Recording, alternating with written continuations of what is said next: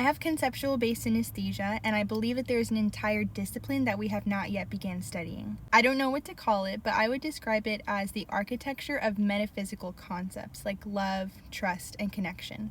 The way that my brain works with my synesthesia is I see concepts in visuals, shapes, colors, and textures that have data that is automatically tied to it that I reverse engineer to unpack, which is just a very long and complicated way of explaining that I see growth, for instance, as the shape of a three-dimensional spiral. I feel like a lot of us would agree that sometimes it feels like we're experiencing the same types of patterns in life lessons that we face.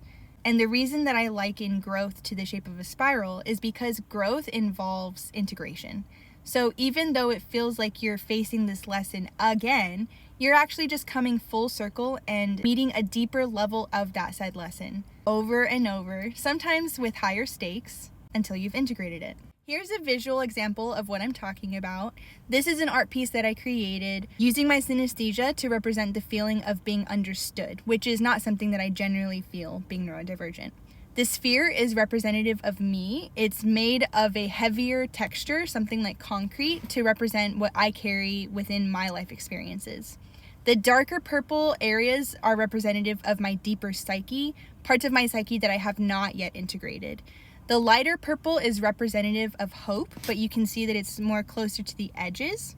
The dip that is directly underneath the sphere is representative of me being held in understanding. And then the ripples that come out as a result are representative of support, and they're making their way to my outer subconscious. So just from this visual alone, there's so much data about me and my life experiences that could be reverse engineered to understand me better. We don't connect lessons or concepts to things like shapes, color, texture, etc.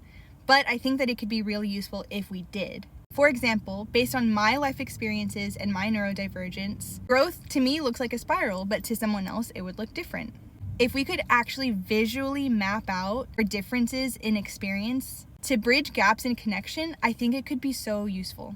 The same way that architects have visual blueprints to build entire cities that are strong and functional, I think we should study the unseen architecture of things like joy, community, betrayal, jealousy. We would understand each other so much better. And whether you're neurodivergent or not, doing something like this would tap into the part of your brain that was pre-linguistic. Because before any of us could talk, we had to communicate through nonverbal communication only. There is an untapped amount of social data that can be exchanged and studied through different types of communication. I think this would greatly benefit neurodivergent people. I think it could be really helpful in conveying our own thoughts and ideas and experiences because our brains do work so different than neurotypical people.